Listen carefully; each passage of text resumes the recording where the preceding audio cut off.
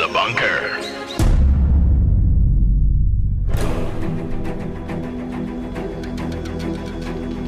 Join Nikki, Rosella, Robert, Kayla, and Cole Wednesdays at 10 p.m. Pacific Standard Time as we traverse the portals of the universe. Discover the secrets of the cryptids. Uncover the truth of conspiracy. And explore the hauntings of our world.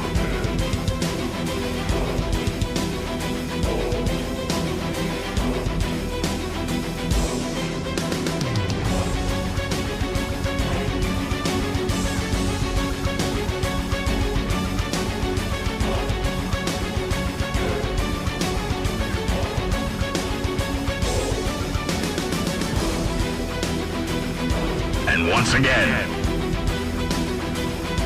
welcome to the S4 Paranormal Bunker.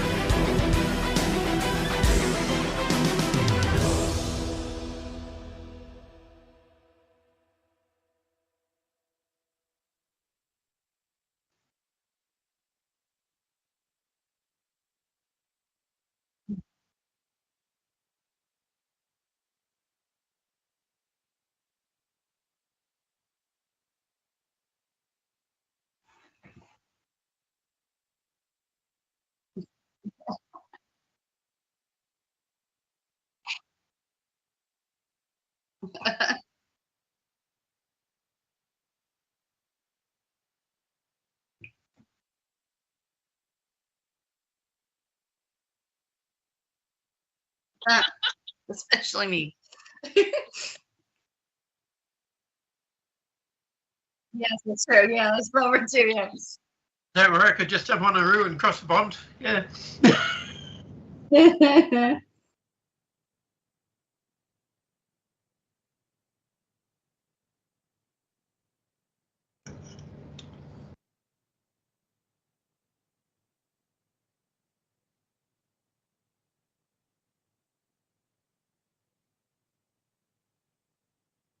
Oh my gosh. My son turned 33 or 34. I don't remember which right now. Yeah. Wow. I'm very glad to be able to spend it with him. So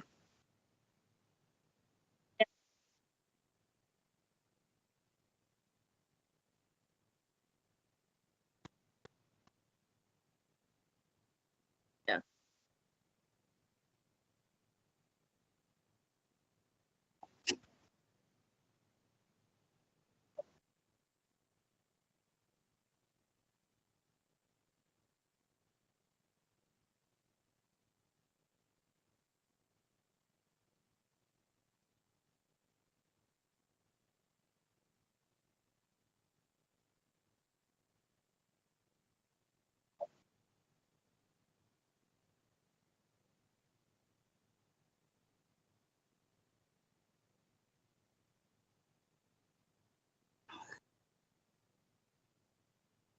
Yeah, the funeral is on Friday in Portland, Kentucky, I believe, and it is 12 p.m. and will be actually streamed.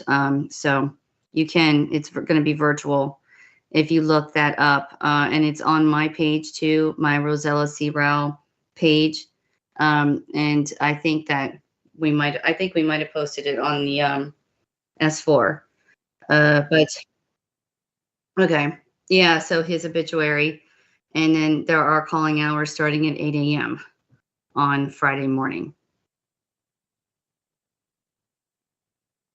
Yeah.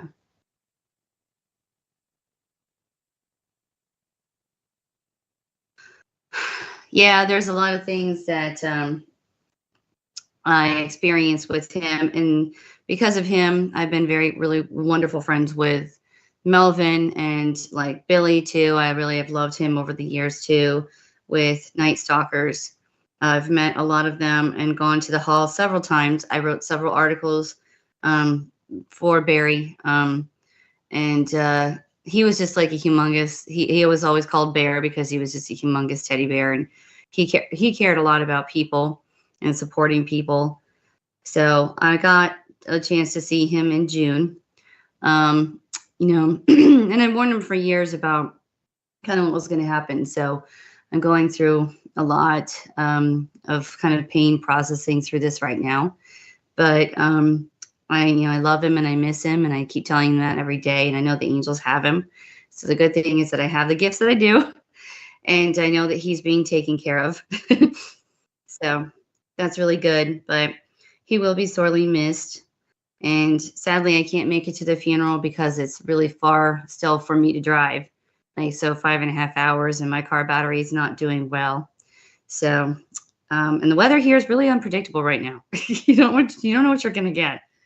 We've had 2 freakish storms in the past 2 days that were not even on the radar and just started happening. So kind of like not the best time to travel, but my heart goes out to everybody, and I'm speaking to them a lot through Messenger. So he will be loved and missed always, always. And that hall will not be the same.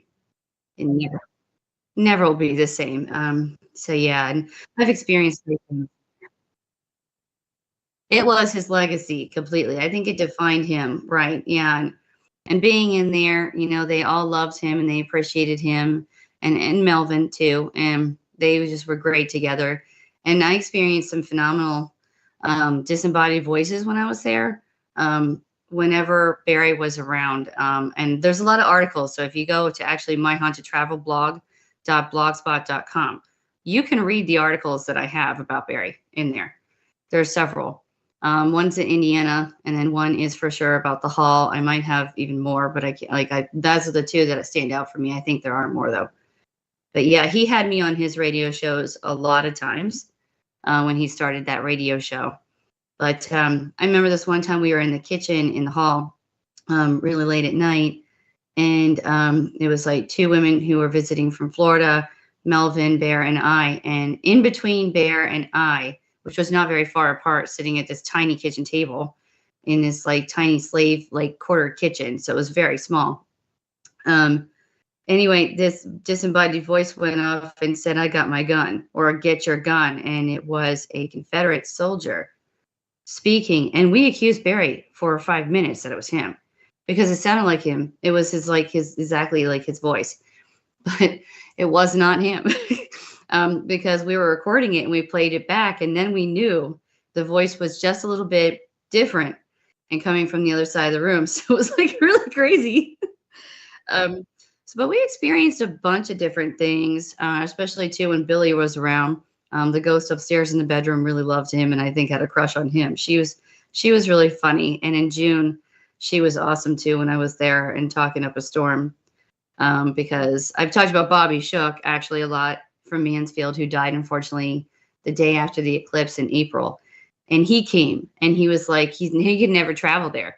So I was there with Melvin and waiting for Barry. We were walking around with my friend Misty, and then all of a sudden he came and he got a tour. So it was great. It was really cool. The good thing is that my spirits kind of come with me, and I know that he'll be around. So, you can't get rid of Barry, right?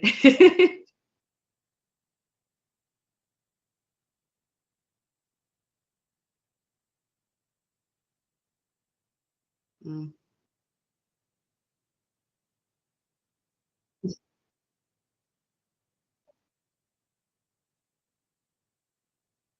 Oh,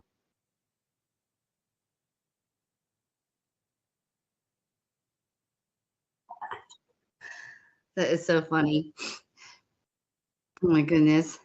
Well, yeah, and that train thing, we were just talking about that. Remember, we were going over trains and I told that story. I was with Melvin and Barry, just me and them sitting there. And when we saw that train, and they had several Bigfoot stories too, when like I was there, and they were on my the A Haunted Good Time podcast that I did. I did a lot of those podcasts there too. So, people want to hear them. They're very interesting. And I mean, they were interesting then. They're still going to be interesting. But yeah, I mean, he's going to just really be sorely missed. And I mean, I'm told that the hall probably is going to be taken over by I believe it's his stepdaughter. So hopefully, I'll still go back, but it will not be the same. But I love Melvin, and we always have a really great time.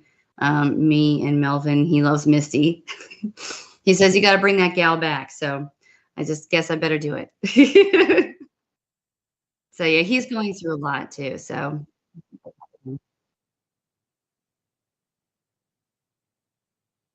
yeah, yeah.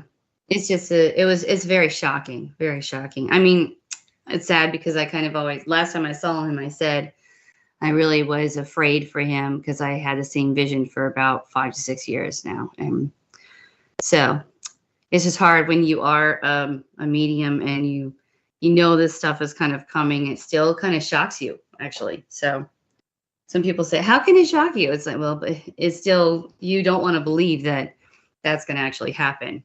So yeah, yeah, Yeah. yeah.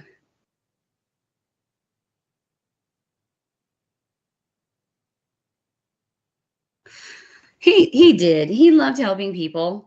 He always had his cross on him in case anything kind of like, happened. And wild stories again that are on my articles too that I wrote. But I always try to promote the hall for him and do what I could. Yeah.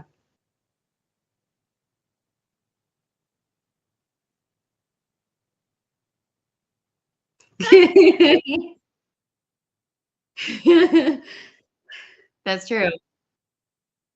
No hand baskets allowed. Uh, yeah, I'm blessed to have those angels who are telling me I've got them, we've got them, it's okay, so it's good. But it's hard. But yeah,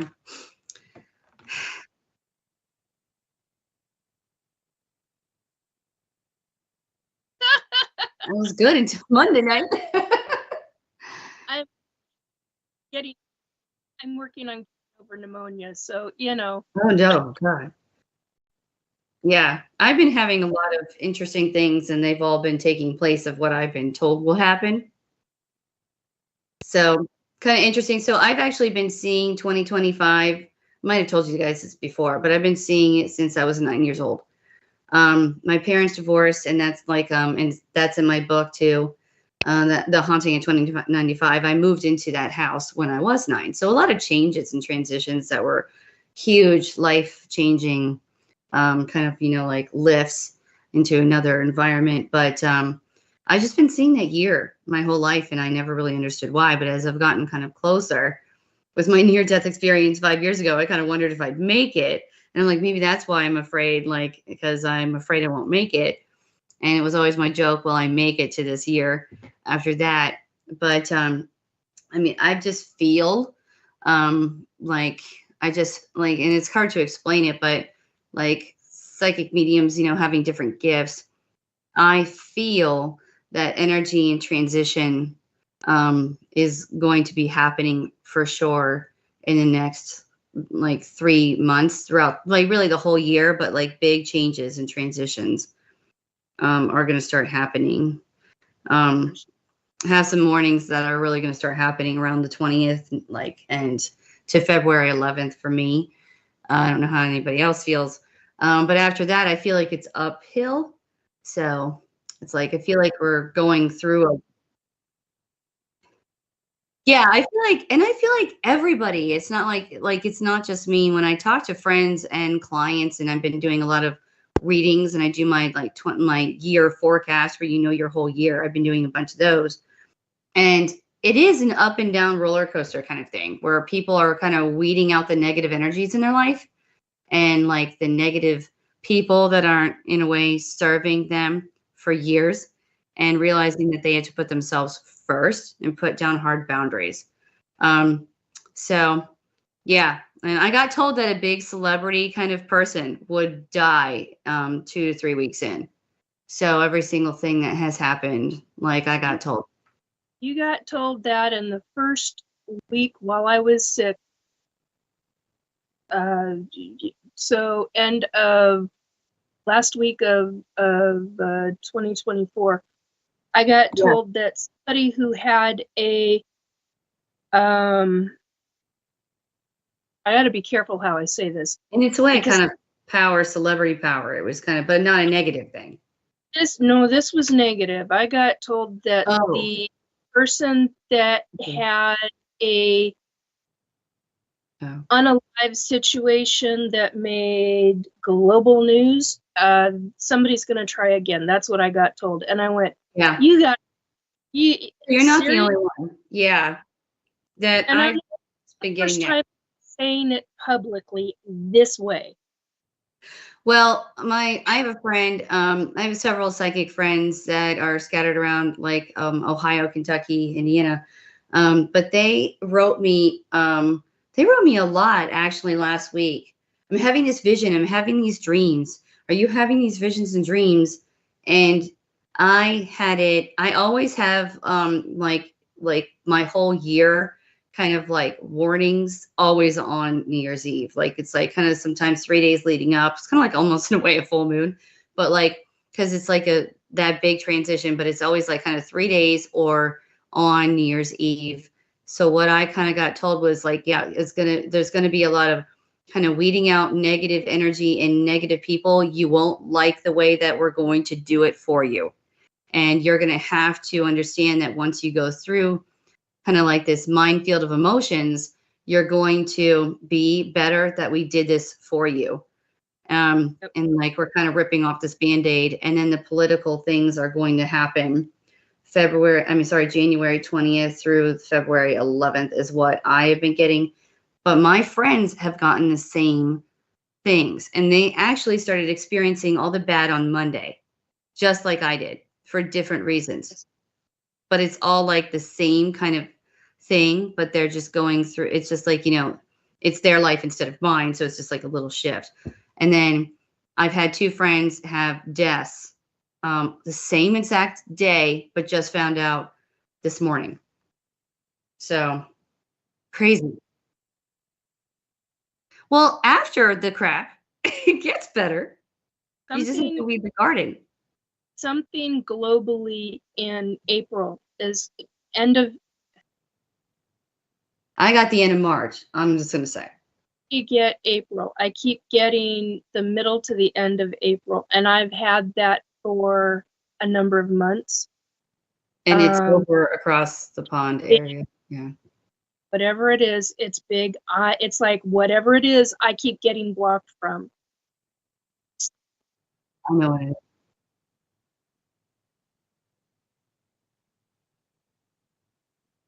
Huh?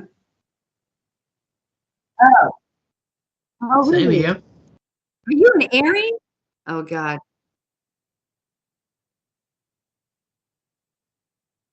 Well, You both are Aries and married. Whoa. Robert is an.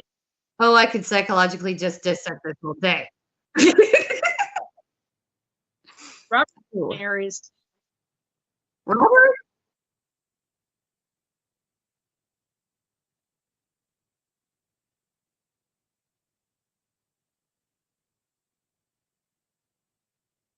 When's your birthdays?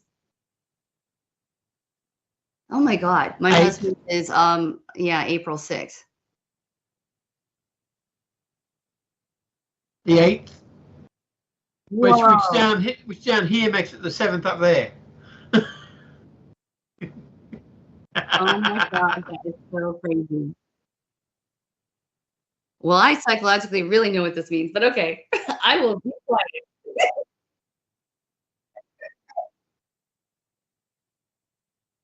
He's like, I can't talk. She's trying to get out of it. My birthday is February 28th, the day of. You're not an Aries. No. No. No, all right. Are you a Pisces? Mm-hmm. Yeah, you are then. Okay, because I'm March 3rd. Yeah. 3, 3, 3. Everything in my life is threes. Well, everything Trinity. in March. God's messenger. Weeks of March. Things. Big time. Yeah. That's interesting. Huh. I've met major people in my life, usually the second week in March. I've met major, I can't say that. You meet Anyway, them in March or their birthdays are March? I've met people usually 2 weeks after my birthday. It's almost Ah. always You know, I've never put that together. That's interesting to think of. 2 weeks after your birthday. Start making notice. Start taking notes as to who you meet when you meet them. It's kind of a big deal. You'll start making some really pretty significant realizations about things. And I'm losing my voice. Yeah, it's funny because I've kind of noticed that great things happen to me in April, and then in May everything goes really, really bad. Like May through like June or July. It's kind of weird.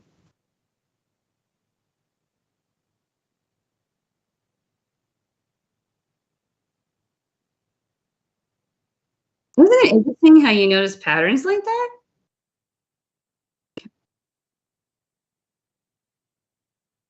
Okay, so mine is kind of too for the past few years. And then like I kind of have a pattern of December and into like pretty much the first few weeks of January.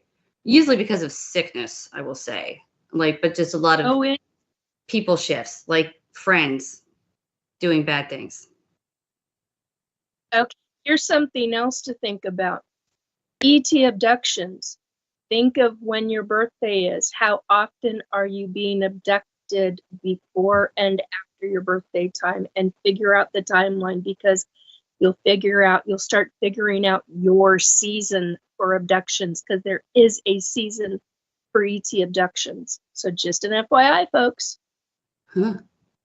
That's interesting. When And is realization it a ton of doors for me.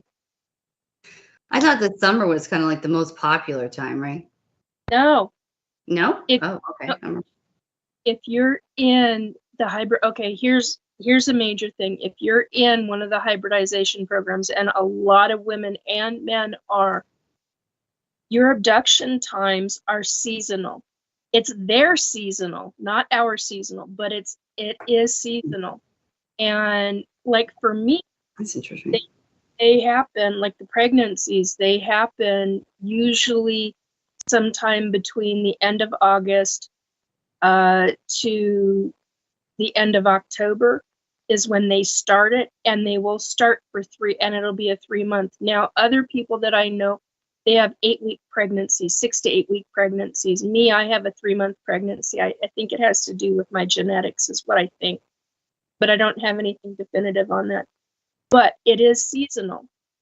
That's interesting because when I saw them, whenever I've seen them, so I saw one in the summer, which is unusual, and that was a huge one. But then, like pretty much October, like it's October through December, like Christmas Eve, and then it just stops Christmas Eve.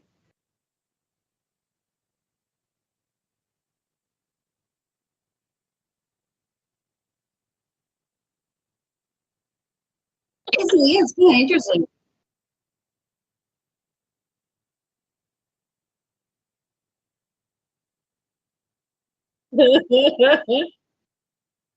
Okay. What's that?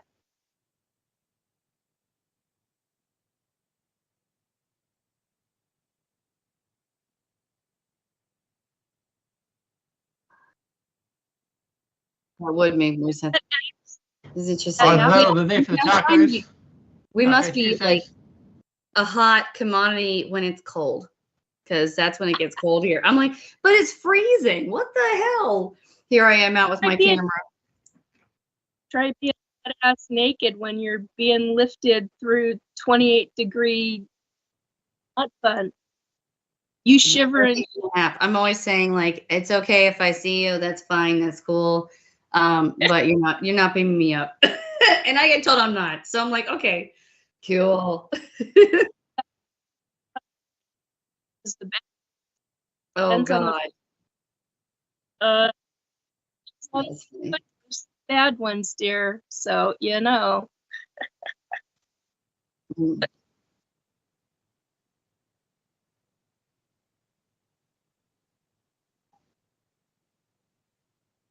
Those. God, yeah. Uh,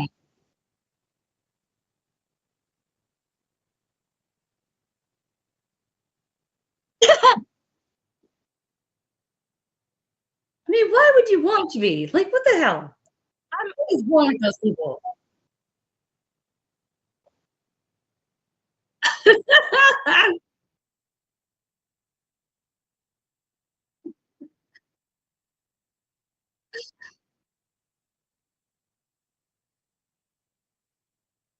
Oh dear, you would never.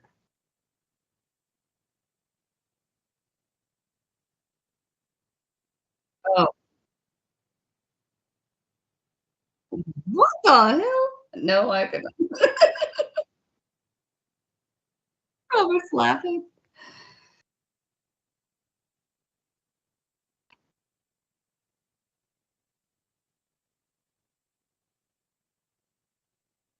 I was like, she'd be standing there pointing her finger, laughing the whole time. No one would get rest.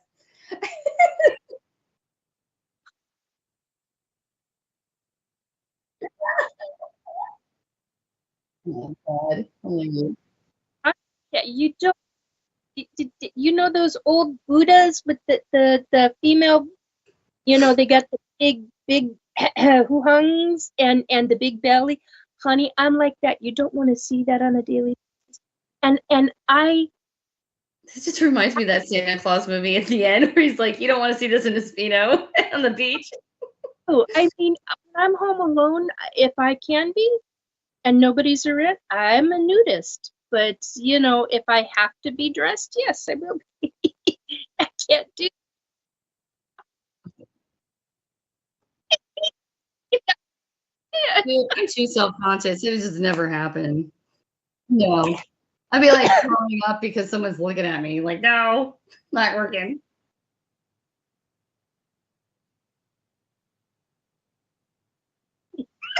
Well, I'd be like, I'm not eating that, so I'm cool.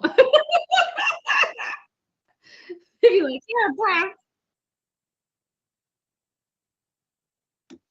I believe that. Food allergies? Are you kidding? Probably kill. I'm like, how long can you believe this?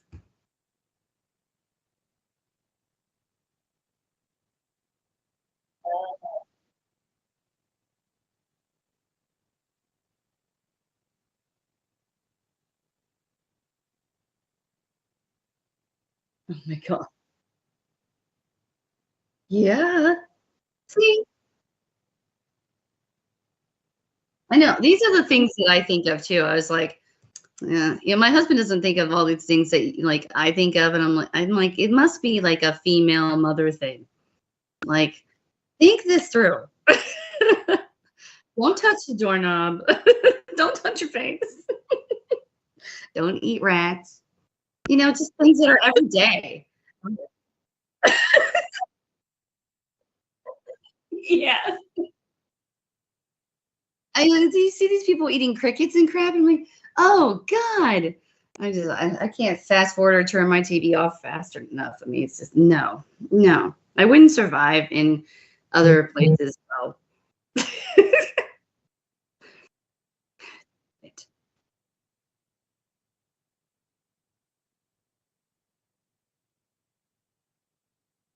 Well, I mean, if you have to eat, you've got to eat something. I mean, versus when you're desperate, you eat.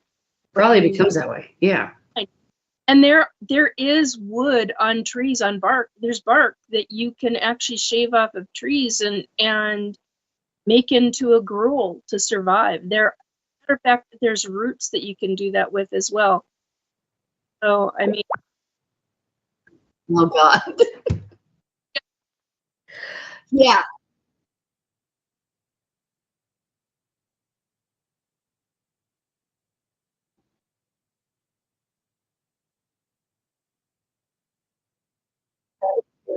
Yeah. soda. Oh my God. Yeah. So the man with the kangaroo in his backyard. Whatever. It's just funny. On in the it's no longer private. It shows up on the screen on public.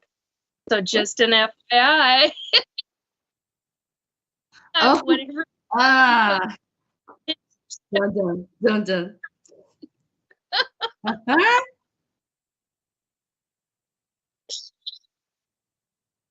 That's true. Might want to watch those gestures too, Robert. Just an FYI too. The other chat. My daughter's like, "What was that, Mom?" I'm like, "Oh God, Robert gonna kill Robert." I was like, "Oh, he was just like, saying he was just like happy to see you." I don't know. I know. I was like, "Oh God." See? Yeah, I know. She asked me even the other day. I'm like, "How the hell do you remember that? You only remember crap that's bad,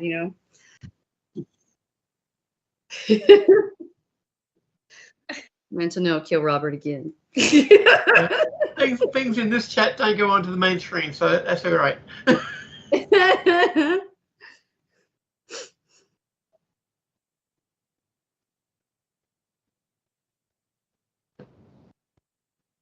Okay.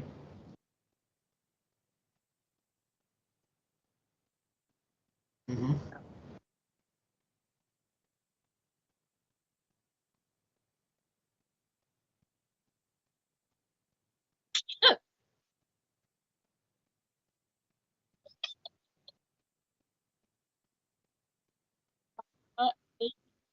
Let me I tell never you. noticed this. And just remember, only 500 more years to see if we all survive. What? What? In the year 2525. Oh yeah, I thought that was a song. Oh my God, I was like, that is a song, right? My husband's like, I don't know what you're talking about. I'm like, that is. If we're still alive, yeah.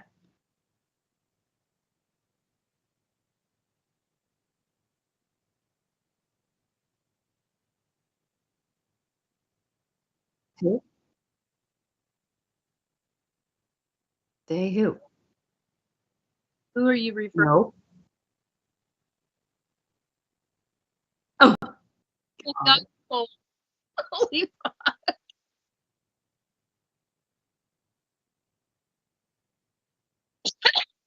oh wow.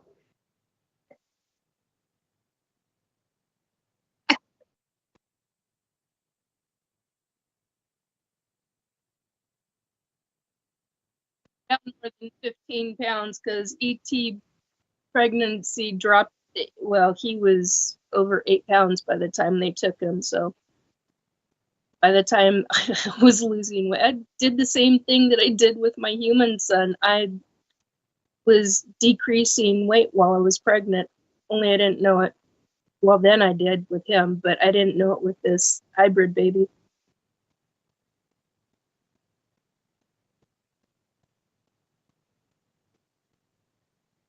Is um no, not in the grand scheme of things. Regarding when they took him, they took him on the 7th of this month.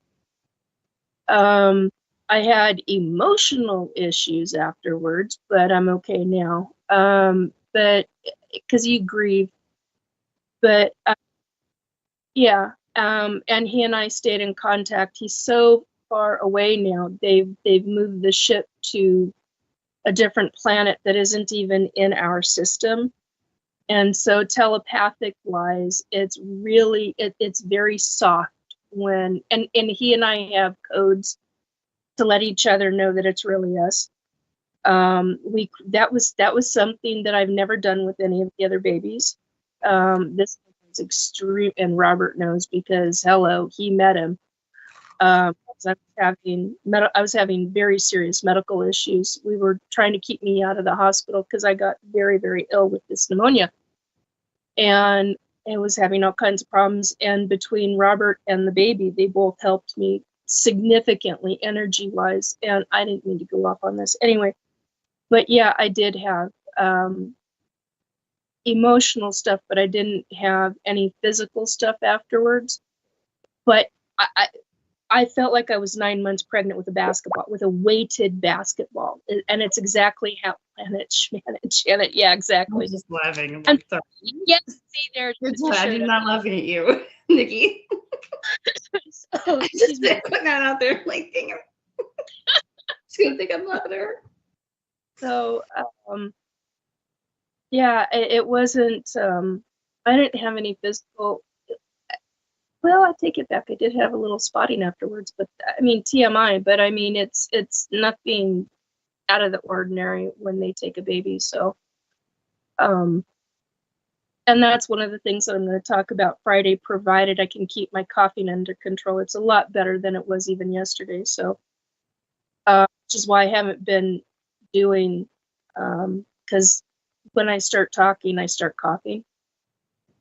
And most of the stuff is out of my lungs. Most of the stuff that's coming down now is out of my sinuses. And so, and I've never experienced, speaking of which, energetic wise, I'm known for having sinus or ear infections and things like that, but I'm really well known for pneumonia. When I get pneumonia, I mean, I get it and I'm out for like 8 freaking weeks or longer. Between what Hybrid Baby did and what Robert did, they dropped it down to where the stuff out of my lungs, less than a week and a half. Do you know how rare that is? I mean, between the two of them, they were absolutely incredible regarding energy. I can't even begin to say thank you enough to the two of them. They actually, in my opinion, kept me alive, because this got very dangerous very fast. And I was like, okay, this is what we need to do. This is how we need to go about it. And the two of them came together. Holy crap. Absolutely incredible. So I highly recommend Robert and his abilities. And granted, I was carrying a hybrid baby who had an extreme amount of abilities, which is far reaching than any of the babies that I've ever had before. So that was pretty cool. But yeah, I had an issue for about 12 hours afterwards of having a hard time letting go. But we both knew it was coming, and baby didn't want to go. And I tried to explain to him what it would be like for him if I literally birthed him here on Earth, because of his abilities and because of pardon me, I'm trying to be very polite and nice about this, because of the governments of this planet and what they would do to him, once they found out that, because I make it public that I am an ET abductee and I am a surrogate mom to hybrid children. And I had a doctor while I was pregnant, who was like, well, we're going to do this. We want to do that. And I'm like, no. She thought I was nuts. I'm like, no, you have to understand something. I don't normally say this to a doctor, targeted individual, and I don't want to have government come after me regarding something. And she put it in my records. And I'm like, fucking hell. First F-bomb. I was pissed, because it came across that I was paranoid. I'm like, I'm not a paranoid person. I've experienced a lot of shit in my life. And when you kind of stuff, you go into hyperprotection mode, especially when you're pregnant. And it's like, there's no way in hell. So I had to get it across to little one that, because he wanted to stay with me. And it's the first infant that has actually wanted to stay with me and stay. I mean, I got targeted, hardcore targeted, and he protected me as much as he could, but he had to protect himself. And so the government is going to find out what the ETs are going to do about it, hardcore, because they don't like when you target a mother of theirs with energy weapons. And what took place. So I fully expect them to start dealing with it amongst their societies, and to start looking into what specifically the US government is doing. So, because they found out through the baby exactly how severe it got. So just a little side note to everybody and to them.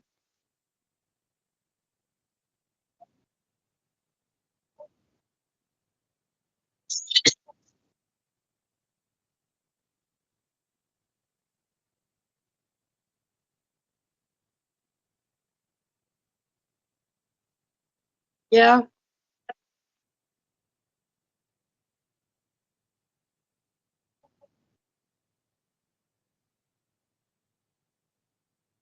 Well, Russia's got stuff on the moon, just like the U.S. government does, because I've seen the military. I've seen the military uniforms. I could name quite a few I'm not going to. Those are the only two that I'm going to name right now. But I've seen quite a few different government military uniforms, not only on the moon but on Mars. When I was on Mars,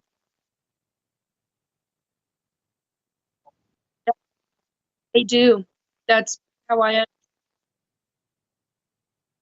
Yeah.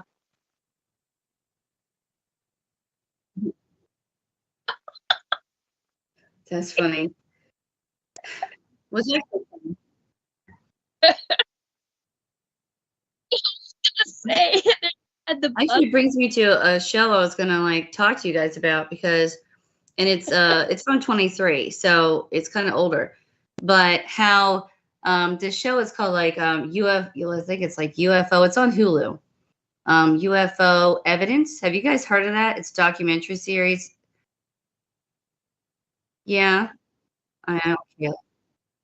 Who's in there? No, well, um, there really isn't one. It's about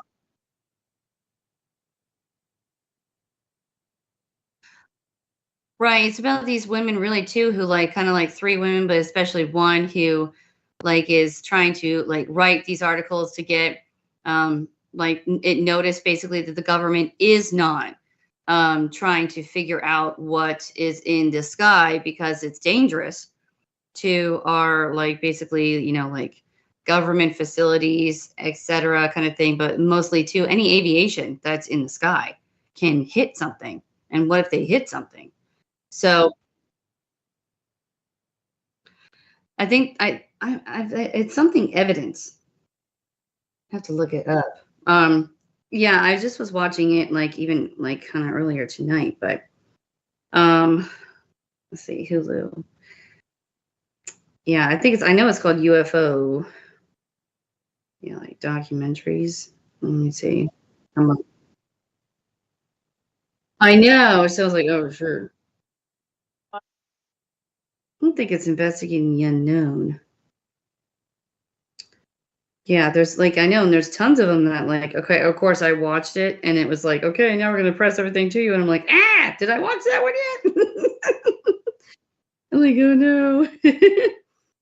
Let's see, yeah, because there's like this truth or something, yeah. So watch and identify. Okay. Mm.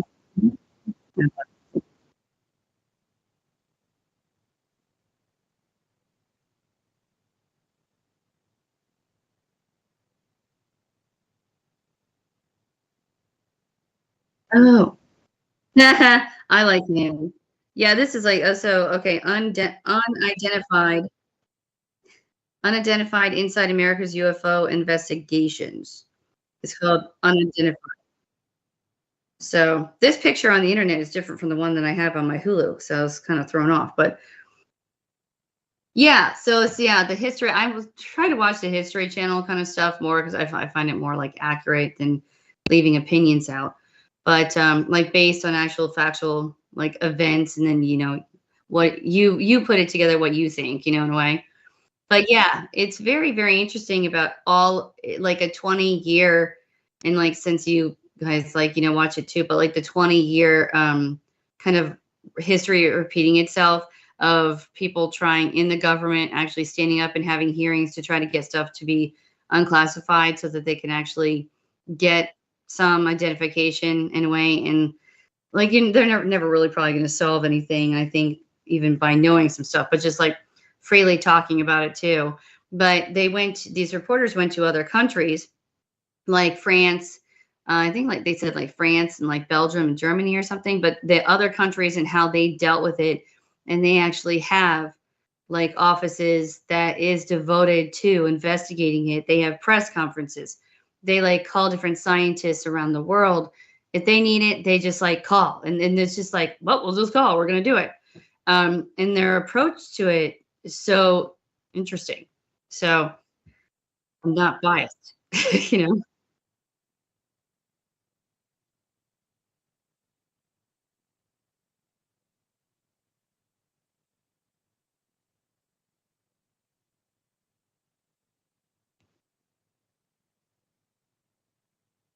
Yeah, I know, right? Or ones.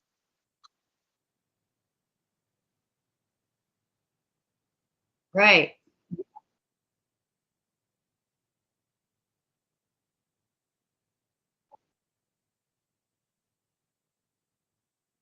Yeah. Well, and then you have these astronomers that were saying that. Like all these astronomers were like, no, no, no, no, no. Like the guy who, discarded like integrated Pluto, took it out of the system, which I'm still pissed about. But most people are. But, he's the one who really advocated that, this is impossible on a lot of shows, and putting these people who Obvi- were, believers who saw it down, which made me kind of mad. But yeah. So yeah. The one main scientist, Avi Loeb, is now there's some things that I disagree with him on, but he is the main proponent in the science world, because he talks about the fact how the other scientists, they don't want any, they're so secluded in their and so tight in their thinking that none of it could be possible. Well, Well, if yeah. that, then you can't get beyond anything else in your science. And our sciences, according to the ETs, we are children. We are infants and we are children, according to many different races and species of ET. So, I mean, when we've got that kind of mentality in our science world, we've got some serious problems to overcome. Well, and they were And saying, in the documentary that they're afraid to, and like the scientists are afraid because they're told if you do this, you're going to end your career. That's what except, they're afraid of. but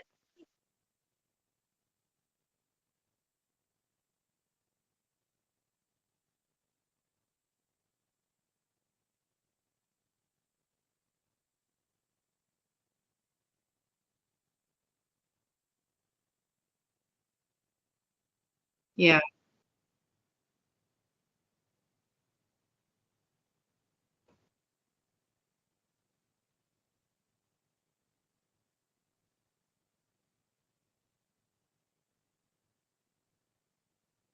yeah, you've got the issue. Oh shoot. And you've got the issue of the Smithsonian, who comes in and takes, and I'm putting that nicely because I want to use the word that starts with an S and ends with an L, ST, and ends with an L. Mhm.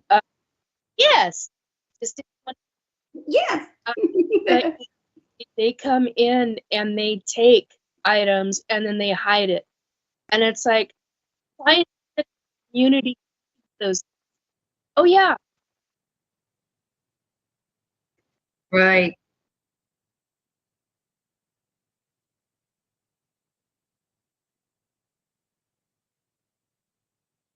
Right.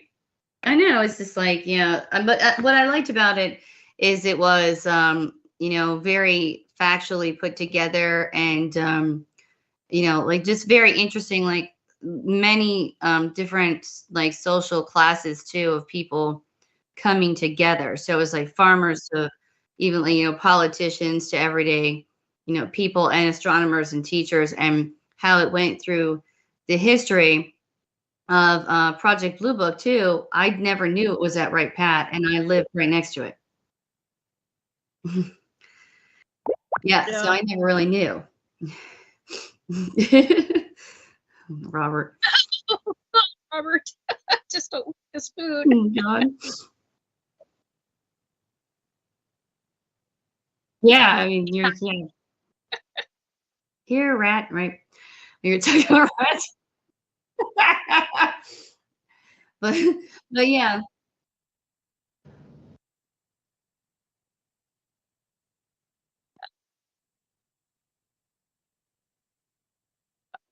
What in the hell? Are you guys okay? That's where you guys are. You drinking tonight?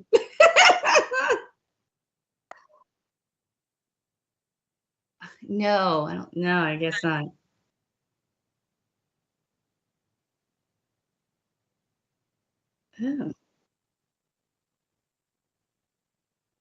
Oh.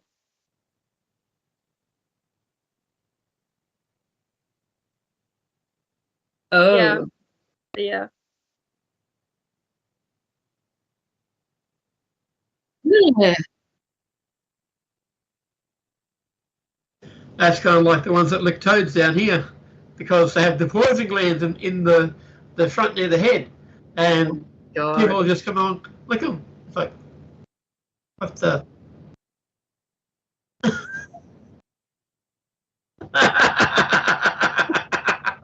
God.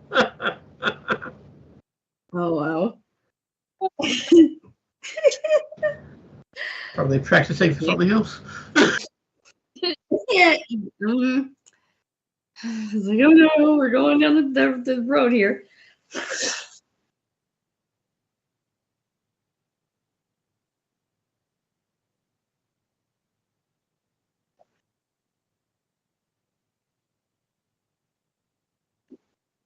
My God.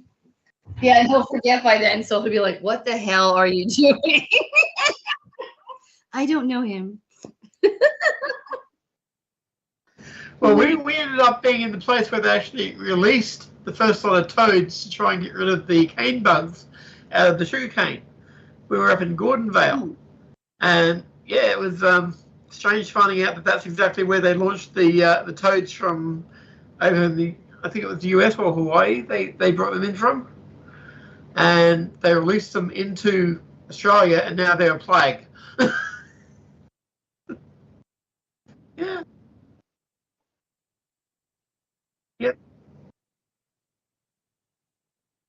Yep. Yeah. Uh-huh.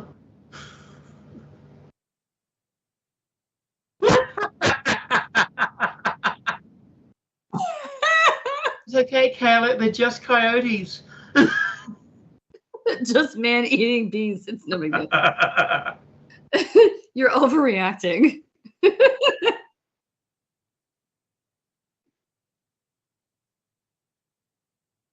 Yeah. Mhm.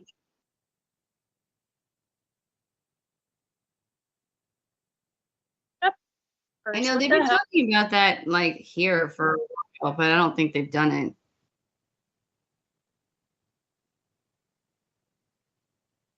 Oh, goody. Okay, well, bye, Well, Keela. they're talking about bringing back the xylophone too, the Tasmanian tiger. So,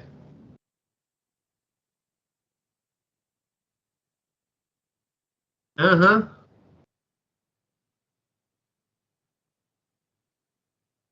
Holy Don't put crap. sugar in the people's yard you don't like.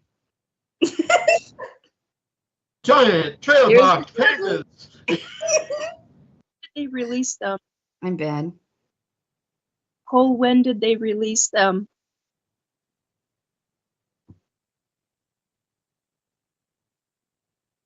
So just before winter, so they're supposedly hunkered down now.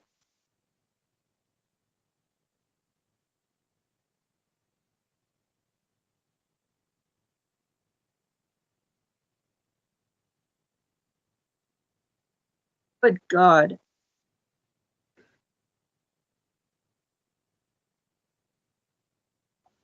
I was gonna say a little bit longer than that, but yeah. Yeah. They'll travel. Oh my God. Yeah.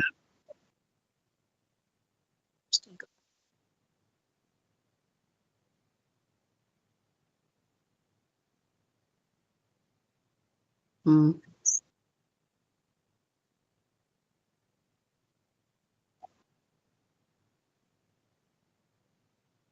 Yeah. Then a lot of other people are gonna have to a lot more problems.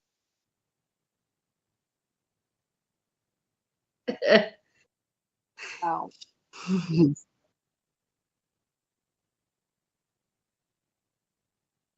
Yeah. Yeah.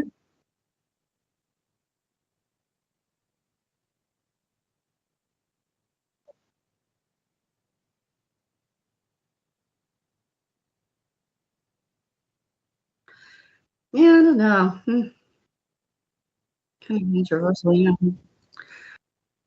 Yeah. Let's find out who the real bad guy is. Ooh, If not, we'll put the naked and afraid people near him. Problem solved. reveal. The mask off. It's Yogi Bear. It's almost 2 in the morning here. What do you expect, Nikki?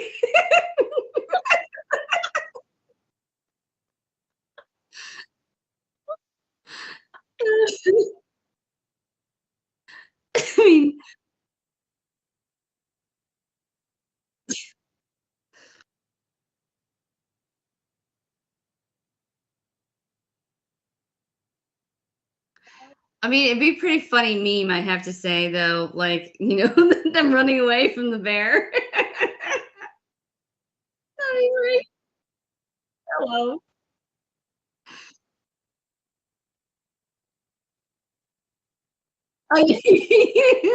Oh, I love that. That's funny. Horns beeping. Where's my coffee?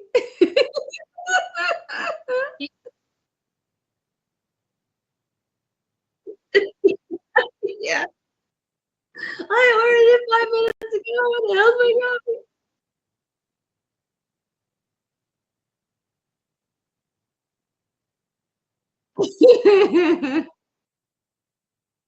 It reminded me of a story I know from a guy who I don't believe is alive anymore. I haven't checked, but he's Canadian Indigenous. I had to think about that for a second because I'm so used to saying um and he he was in, and I don't remember what city it is, but he was in a city in BC, or a small city in BC is how I should say that. And I remember him telling me, we were on a phone call with a few other people. I don't remember if you were there, Robert, or not. That he talked about a Sasquatch, a rogue Sasquatch coming into the city. And when you said naked and afraid in Chicago, for whatever reason, this image of what this guy, I mean, and he was very good at projecting images to other people telepathically, very good at it. And when he described it, I asked him, I said, I don't dare say his name. Anyway, but I asked him, did you intend on projecting that? He goes, I didn't even realize I was doing it. I'm like, okay, this is what I saw. And he goes, that's actually what I saw from the guy's mind. And I went, holy shit. So basically what he had seen from the guy that he had met who had seen this happen was that a Sasquatch was about 8-9 feet tall, climbed a chain link fence, went into an alley, and was basically digging through like a homeless person, digging, really hungry, very do anything. And for whatever reason, the Sasquatch was not going after animals, was not going after, and I don't know why, because I can only think that this is a rogue Sasquatch who is desperately hungry, who for whatever reason was not able to kill animals such as deer or coyote or whatever to eat. And he said the guy, it climbed the chain link fence, went over and went through a dumpster, started going in an alley and was going through a lot of dumpsters, found a lot of food, climbed back over the fence and was gone back into, essentially, there was a street and then a forest. Excuse me. And I was absolutely amazed because I've got that image stuck in my head now. It's a story that the guy was just absolutely astounded by. And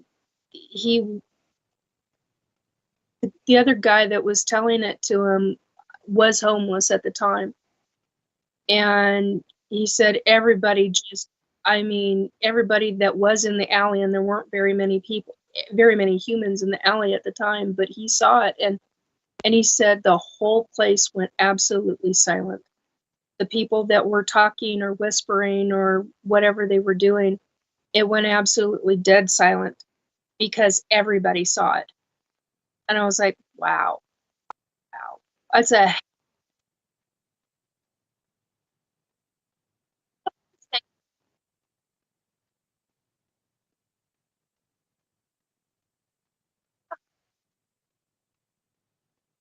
I was so stunned by what I saw when he was describing this. And I mean, and this is a guy who walked the land daily. So for him to come across somebody when he was in the city, because he didn't live in the city per se, he was out in what I would call the Tules, out in no man's land. But he used to walk all the time, and he would get psychically told, you got to stay away from this area. You got to stay away from that area, or we want you to go into this area. There's something you're supposed to see. He used to talk about stories about how he had, he'd be sitting, I don't remember what river, it was a really, what I would call a creek. He described it as in the wintertime, it became a winter, but in the summertime, it was a creek. And he described one of these stories that he treasured, deeply, deeply treasured. And it was a story about him coming across a spider, and a spider crawled onto him, and how he had this really very unusual, it's like a bubble was created around him. And I'm like, this is no normal spider. I mean, come on, hello. And he talked about how he had telepathic communication with this spider. It was like one of the most incredible stories I'd ever heard. The information that was relayed to him, the other information that he picked up about the surrounding, the whole area went completely silent around him. And he was just sitting on the rocks. He said, I took the dog one day, and for whatever reason wasn't taking the gun, and knew I was okay, and just ended up down by the water, and the dog disappeared for about an hour and came back after the bubble was gone. And I was like, and you weren't worried about the dog? And he's like, oh no, we did this all the time. This was a daily occurrence. Just like, wow. So it was really fascinating because he had experiences with animals that same day. I mean, like paranormal kind of experiences. It all happened within this one day, but none of it happened until he actually got to this creek bed, sat down on rocks. I was going to say a boulder. That's not what I meant, but sat down on river rocks, dry river rocks, and was starting to meditate. And he felt something on his right hand, and he looked down, he opened his eyes and he looked down, and there was this very large spider. And I was just, and then all this paranormal experience started happening. I was really fascinated by him. And it wasn't until, I got this weird feeling about it. I'm like, hey, I want to know your eyes. So I messaged him. I said, hey, I want to know you're okay. And he told me he had had a heart attack. And then later on, I had heard he had a stroke. And I haven't heard anything since then. That was a few years ago. And he comes up to my memory every once in a while. And I'm like, he was such an incredible person. The information that he would talk about.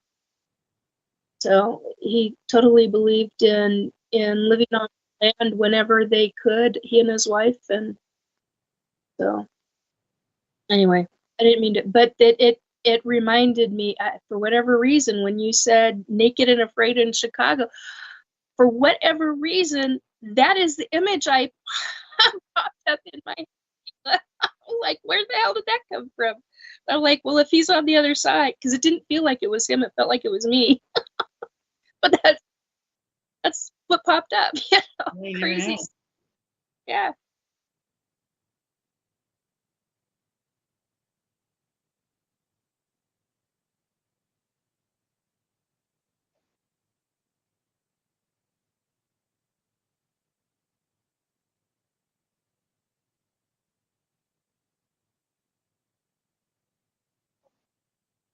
Well, there's got to be somebody with a camera filming it.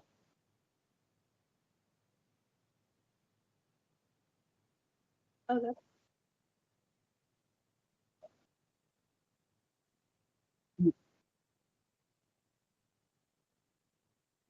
Yeah. yeah, that's what Lee Strauss used to do.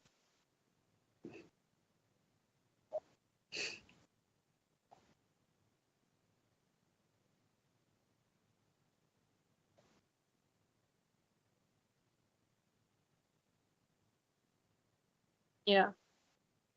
Oh, okay.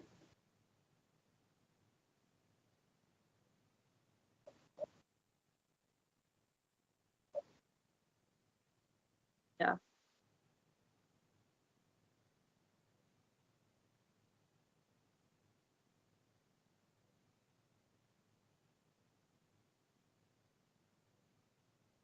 Oh, you would think so. Yeah.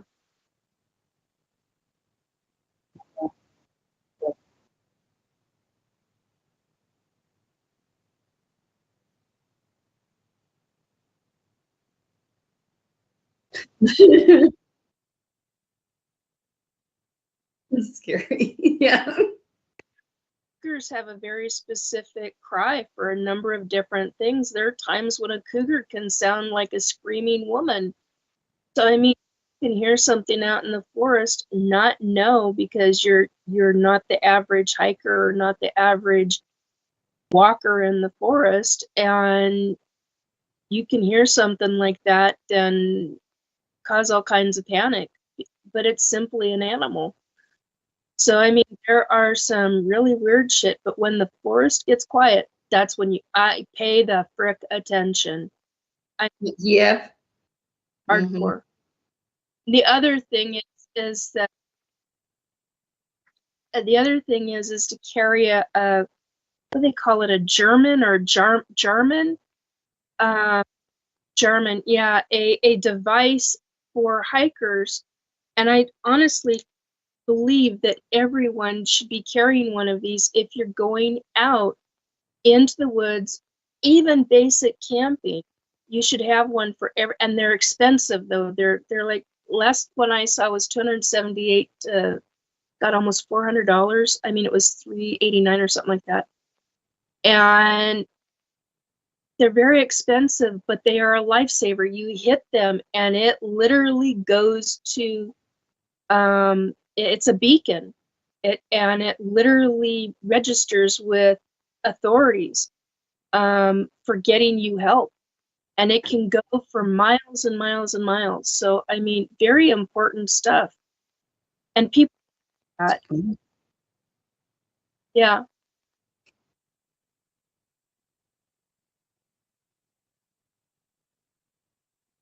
Oh wow. See, when I saw 2.5 years ago. So, but I was in a very expensive store too. Oh, that. Holy. Wow.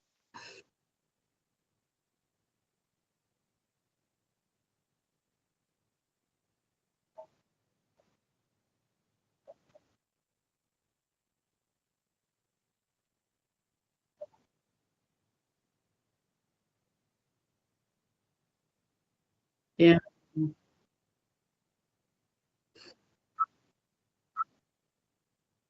There's reasons why people use that company. They are one of the best in the business. And in my opinion, based on certain people that I know and trust who are, which for me to use the trust word is a big deal, but they are avid hikers. And bikers, and they're out in the forest on a regular basis. These people who are really experienced, and they swear by them.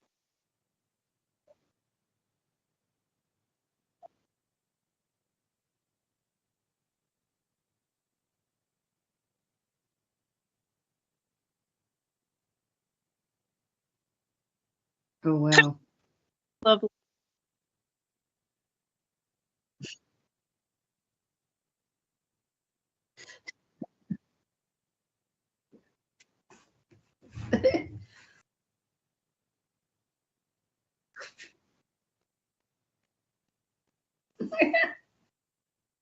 Very funny.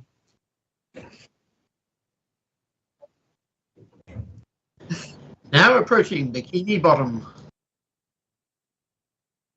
Yeah, it's like I have iPhone, so I just use that all the time. Really. Never had much problem. Oh, everybody's particular. This is bougie?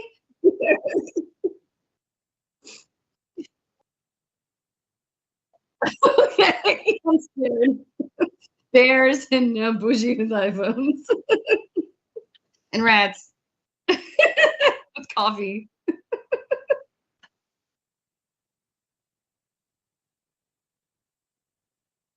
Oh, I'll never have anything but an iPhone. Yeah. It's just too easy to work.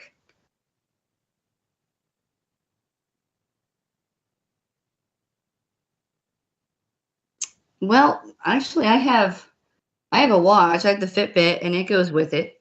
Like you can program it with it. So Go I'm sell it.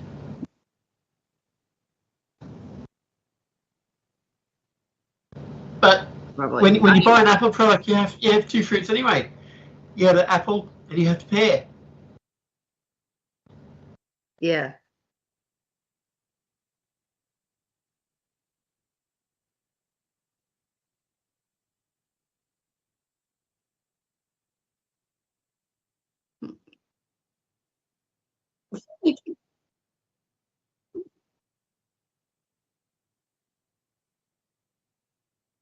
I know.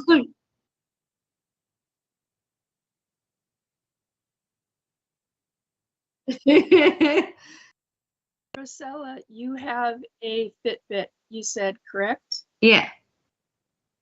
Have you ever had missing time with it?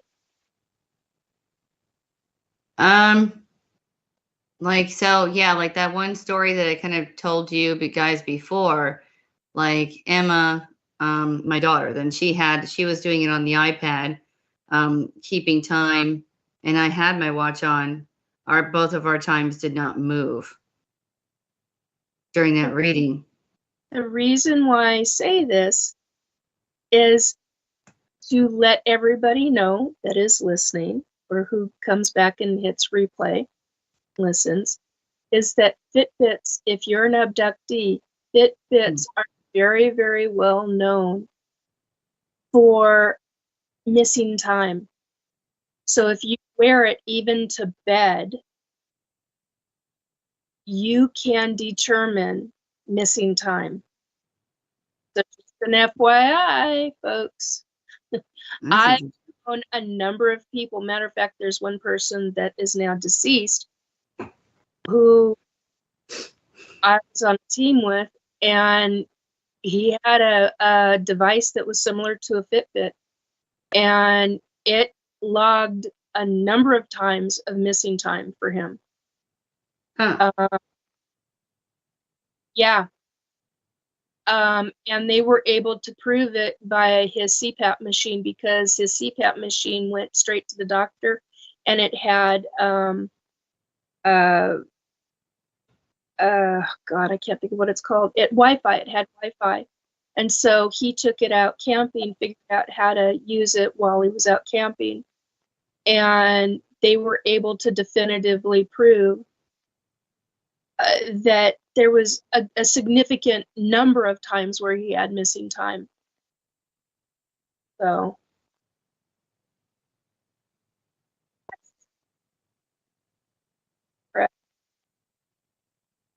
Yeah. Well, and because his was Wi-Fi, it went straight to the doctor to begin with. Well, So mine, like, my watch just stopped. It didn't just, like, not really missing time. It just stopped, but my daughter's did too, time and other people's too. So yeah. that can be missing time. If it literally stops for no apparent reason and you've got an hour's worth of missing time and you can't figure out what happened, you should be asking questions about paranormal. You should be asking questions about ET abductions. There are a number of things besides having the scientific evidence of finding out, okay, what the hell is actually going on with the Fitbit? Is there something wrong with it? If that cannot be determined, because you want to go, as we all have talked about over the years, you go through everything first before you hit the paranormal, before you hit the ET abduction stuff. You hit first, you rule out everything possible before you hit that realm.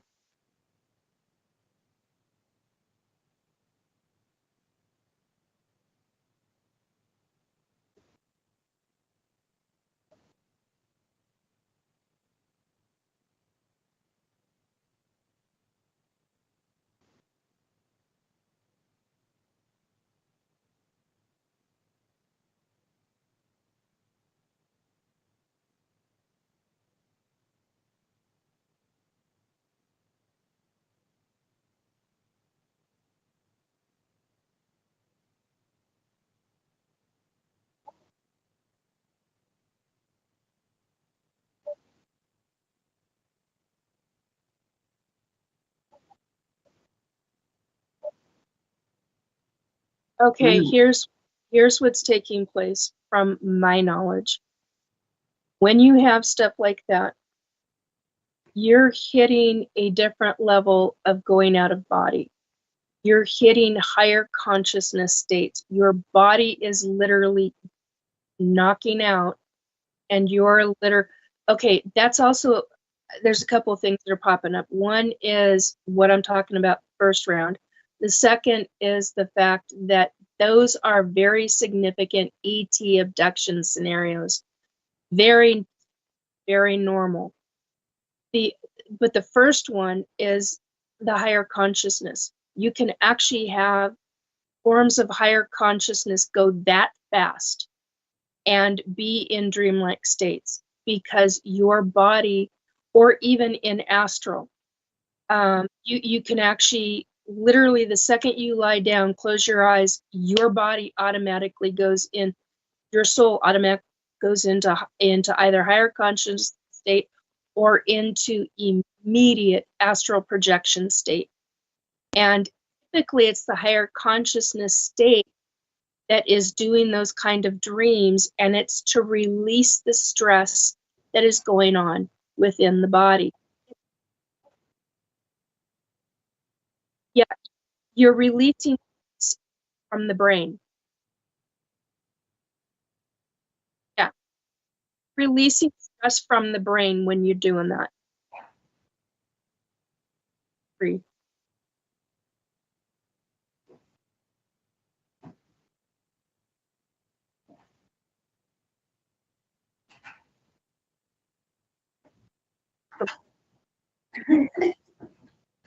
That's a different ballgame altogether. You can even have ET abductions where you can come back feeling like shit. But regarding the feeling rested, she's going out of, if it's what I think it is, I think she's going out of body combined with a form of higher consciousness. And she's, I believe, based on how she described it, based on what I know from her over the years, I think she's been doing this on a typical regular basis, and this is natural and normal for her. For somebody that is not doing it on a regular basis, because my son does this kind of stuff on a regular basis. Periodically, I'll be wide awake in my room, and the next thing I know, my son is in astral, and he's going, "Hey, Mom, you got to come with me. I want to show you something." And I'm like, "Oh, holy crap!" And Robert's the only one that's been able to get me out of my body in astral. he's ever been. I have not been able to do it for a lot of years. And he's like, okay, you're going to feel a yank. And I'm like, yeah, I know. This is not going to be pleasant for me. And it wasn't. Getting out of my body into astral again, and it was phenomenal. Thank you. Best Christmas gift I've ever had, because he's the one who took me to go see one of my hybrid sons, who was in a different galaxy. So anyway, but the point is that you have to train yourself. In order to do these kinds of things, you have to, and it is a slow process, folks. If you are not used to doing it, do your research on astral projection, do your research on higher consciousness, combine the two, and you will eventually get there. I know yeah, that's, you're a natural. You've been most likely doing this since birth or childhood. My son has been doing this since birth, okay? And you can have a clue that you're doing it, okay? And that's what's taking place. If you, and this is just based on past experiences of mine, of what I've witnessed, of what I've experienced myself. And a lot of times, a lot of people are astraling while they're asleep. I highly recommend, if you are going to do this, pray before you go out of body. Ask that you have your physical body protected. Okay? So that's one.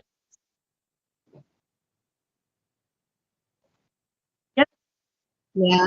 Put your boundaries down before you go. Exactly.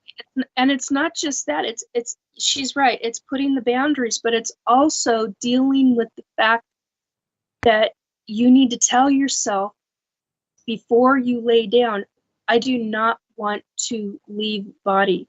And you have to, it's also part of you training yourself. Mm-hmm. But it's your higher consciousness doing it. I mean, I feel metaphysically handcuff yourself to the bed. I feel pretty exhausted when I do it. Like, I'm really tired. And I usually do it when I'm stressed. There's a few times that I've done it when I've meant to do it. But I don't feel that rested thing that you're talking about. So I'm not sure, like, what to tell you. Because, like, I see what Nikki's saying. And I'm like, I can see that. But that's kind of fast for me to be able to do it in 5 minutes with, like, lying down. That's pretty quick. And I mean, I usually go to Nikki's house when I'm stressed out, so she can tell. Like, whoops. Rosella, you and I need to hang on a second, Cole. You and I need to have a conversation regarding Your bathroom. I've got a. It was a It's not my fault. I have government asshats coming into my home, and I just start. I don't even care who it is. I just start booting people out. I know you come here. Yeah, that's true. But a lot of times, I'm not even registering it's you, and I kick everybody out unless I know you in a very specific way. We need to put up a code with each other. Okay, because lately, especially the last 3 weeks, I've been kicking everybody out, and I don't care who it is because I haven't done it for me. Yeah. Yeah, she knows me. I've kicked him out too, because there have been a couple of times where it's like, I'm like, get the hell out, because I've had so much of it that, and he'll message me going, I was there. I'm like, I'm sorry.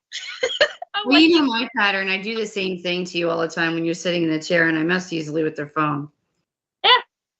This time I went to the bathroom and some, like, I got some ointment out and squirted it everywhere. Then I woke up. Like, she's gonna be so mad. And I woke up. And I'm like, ow. Because it's bad because you just like yanked into your body.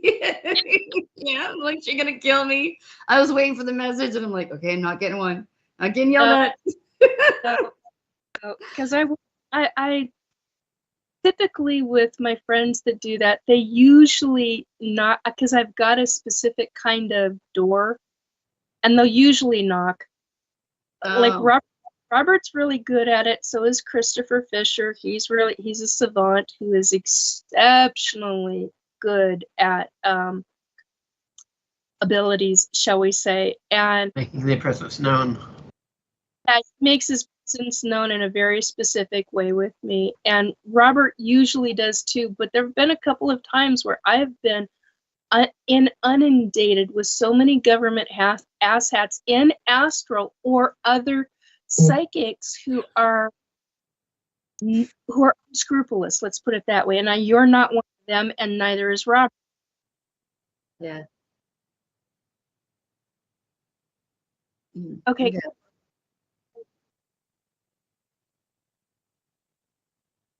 Yeah.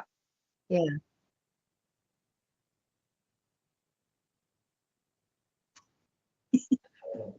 Right.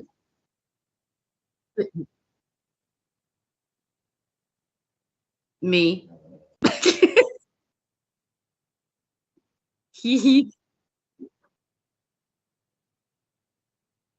Yeah, that's me. That's pretty Stella's funny. very good at it because she knows how to stay. These other people do not know. I know. I pick up her phone and then like her phone floats in the air. I mean, it's pretty hilarious. I mean, that's how she knows it's me. Because I do the same thing. And I'm like, hee, because she ignores me. Then I get mad. And then I start throwing like tantrums like a 2-year-old, banging things. And I'm like, you pay attention. I'll ignore until I get really pissed. And then you don't want me pissed because I use very old school, ancient. We are talking back to the 12, the 6, and the 3 councils. I'll use very old school tech. It's not tech. It's abilities. I don't know. Yeah, methods. I'll use very old school. Matter of fact, because I'll be blunt. I've tied government asshats soul cords before, and I've had somebody witness it. Somebody who has been on this show, I think, at least on 2 or 3 occasions before, and folks that you guys are somebody that Cole and Kayla has worked with before, long time ago. And she's witnessed what I can do in astral because she's had my back. I trust her implicitly. She's like, if you ever need me, call on me. And there have been a couple of times where I have, and she's seen what I can do. And she goes, how the hell did you do that? And I'm like, it's automatic. I don't even think, it just happens. And where it comes from my soul being so old that it goes all the way back to the 12, the Council of 12, back to the Council of 3, and back to the Council of 12, 6, and 3, and it goes beyond that, and automatic, and it's one of the reasons. And if I use something like that on you, I swear to God, you better watch out because it's wicked, and that's one of the things.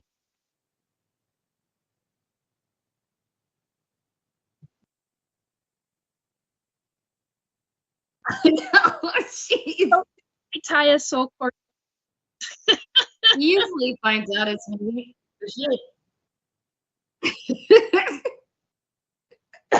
I get into trouble if it's a friend. Let's just put it that way. I get into trouble with the hierarchy if it's a friend, and I've done it unexpectedly. Like if it's happened.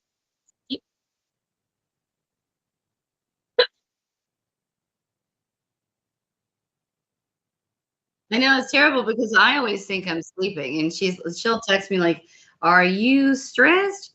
And I'm like, "Yeah, how'd you know?" And then she starts yelling at me, "You do this, you do that." I'm like, "Oh my God, that wasn't a dream." I think you know when you solve cord is tied because she'll usually stick it like a rubber band and He's seen.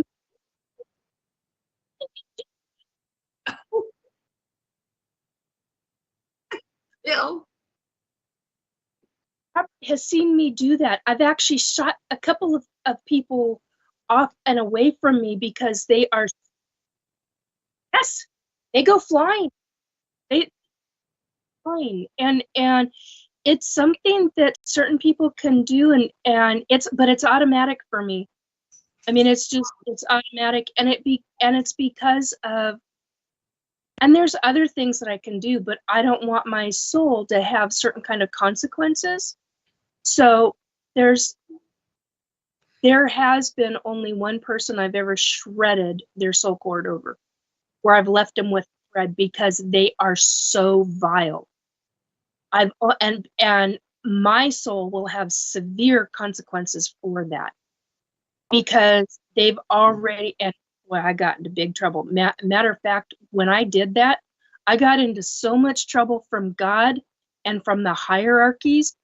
They put a kibosh on my abilities for about 3 months. I'm kidding. I'm not kidding you in that I got serious consequences for doing that. They were like, you are not allowed to do that. You are not allowed to do this, or this. And they literally stopped my abilities. Well, not stopped wholeheartedly. They minimized my abilities significantly. It was the biggest slap in the face that I've ever gotten from the hierarchies, and I learned my lesson. I've never done it again.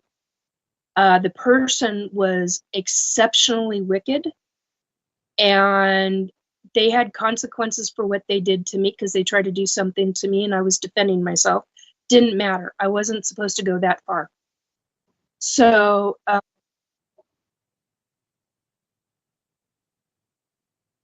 yeah. It,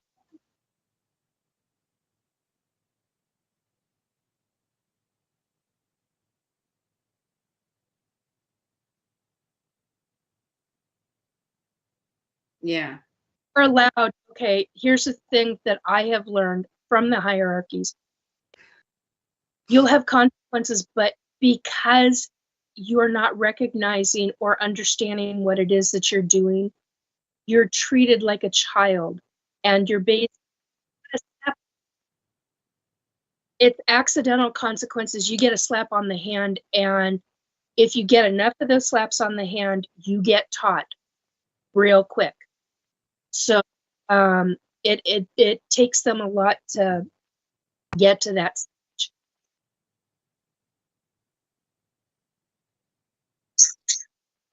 Well, now here's something. What you just said brought up SSP, Secret Space Program, for me, because I have learned that I am part of that, and I absolutely I have so many. So there are things that I do not remember that I know that I've done that are wicked. And yet I can't call them up because part of them are blocked. Part of that is, but yet at the same time, the hierarchies, the way they deal with that is because you are not consciously aware. They deal very of what is going on. They deal very, very differently with somebody who is in SSP or some part of that. Because I was a pilot. I have since learned that I was a pilot. I've got memories of flying different ships. I don't know what else to call them. One of them is like a helicopter, but it's not a helicopter. It doesn't have propellers, but it has the propeller sound. I could go into detail, but I'm not going to. But my point is that the hierarchies deal very differently regarding a soul that has conscious memory versus conscious memory that is removed. Very,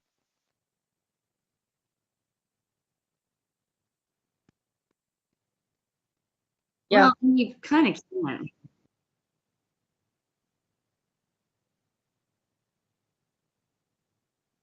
Yeah.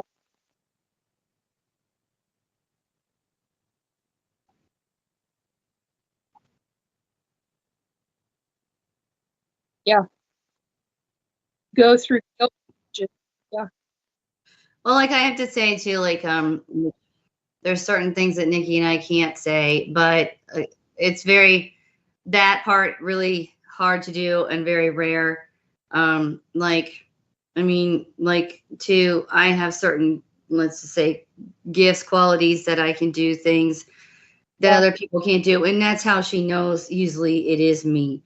Kind of she can feel me, and and the things that I can do.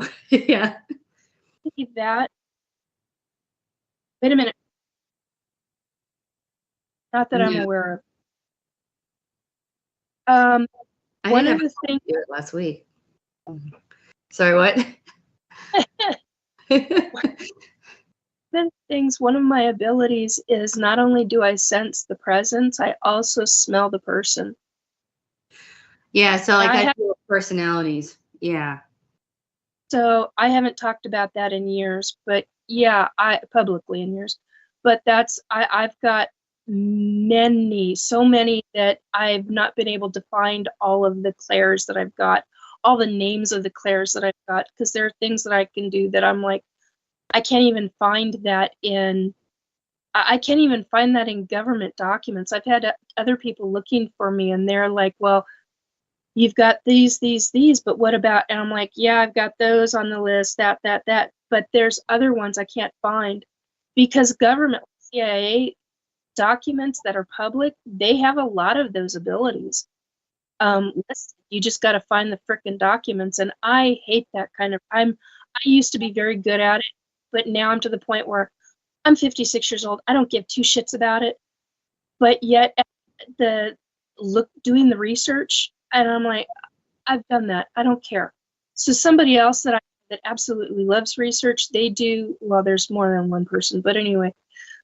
So I'll give a list to them and say, hey, can you look this up for me? And they're like, they feed off of that. They just love that kind of research, and they'll look for and they'll hunt and search, and so that's how I get my information. But one of the things that I can do is I not only sense them, I can smell them. I can even tell you what they're wearing. Rosella come in with PJs on.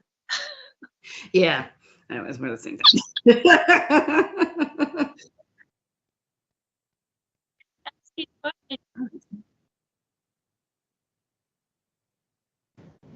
Well, how else do you learn? Otherwise, you gotta ask questions. I mean, yeah, you have to ask, but yeah.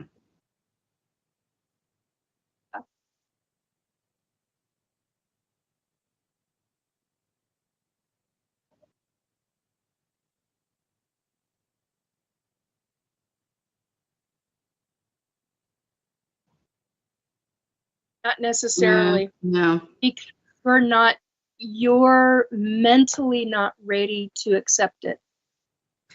Yeah, like you have to be ready. And like, I mean, I've seen. If I plan to go somewhere, I have to plan it out. That's knowing. Yeah. The sleepwalkers, that's what I call them. The sleepwalkers I've seen, they're just like in a fugue state, just traveling and not paying attention to anything. Yeah, they aren't even actually mentally there. They're just wandering. So yeah. I turn into a throw things. But everybody's kind of like different.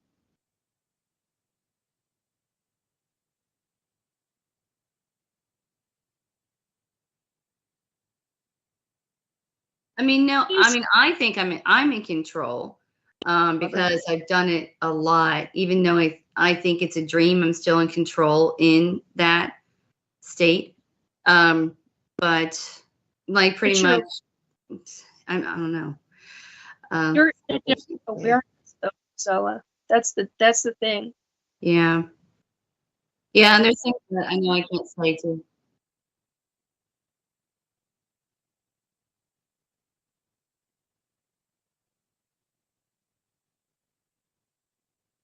Stop it. Tell yourself to go home. And you can do that.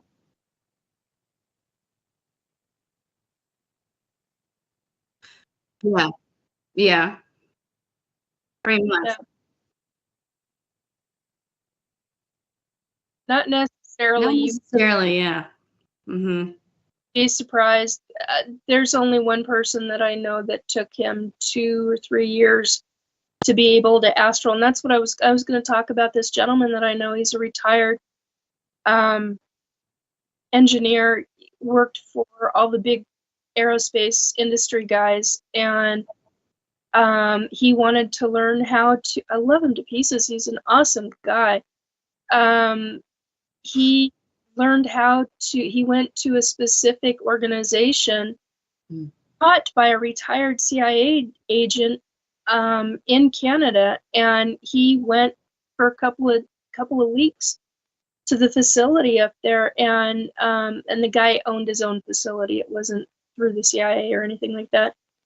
And it took a number of years for him of consistent practicing for him to get out of his body to go into astral. And now he's pretty proficient at it from what I've understood. Well, people who can't be also hypnotized can't astral. I have, but I'm a hypnotist. I can't be hypnotized. I can astral, but I used to be able to astral all the time.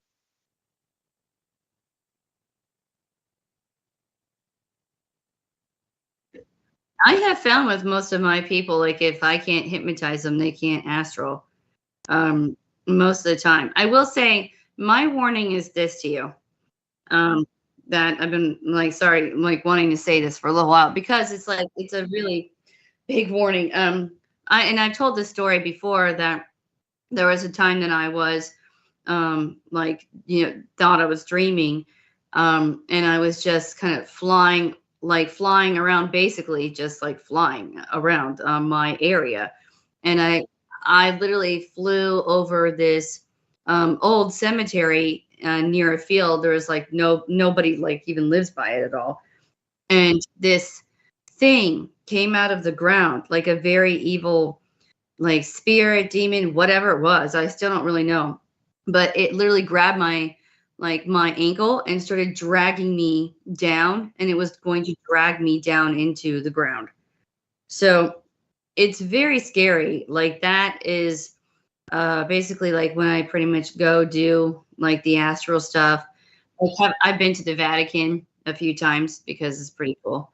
And like some castles and stuff like that in Ireland that I've just like places that I've wanted to tourism, like, go historically.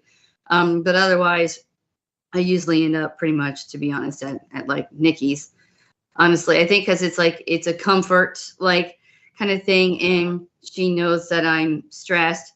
So I think it's like also like my unconscious is like, she'll talk to me though. So it's like, she'll make me talk to her about the stress or something. So it always works out in that manner. But, like just be careful for what.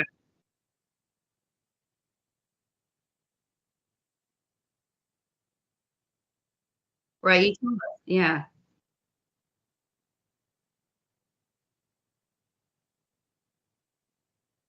And that was evil.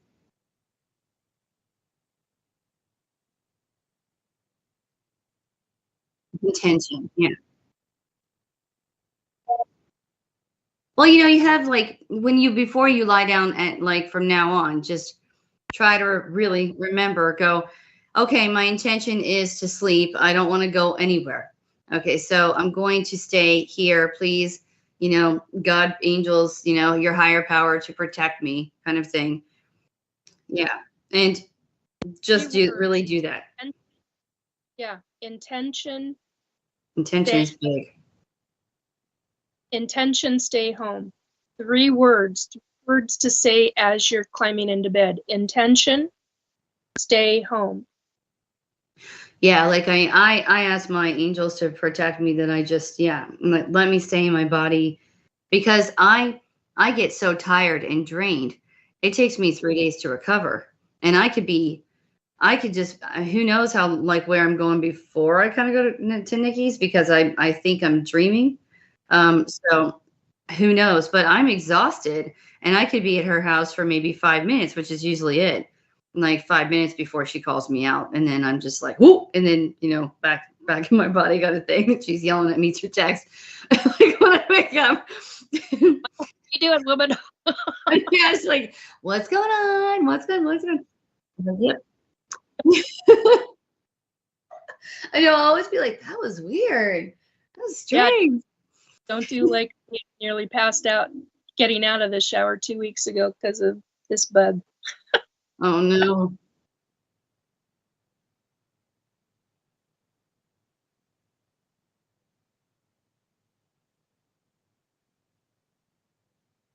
Yeah.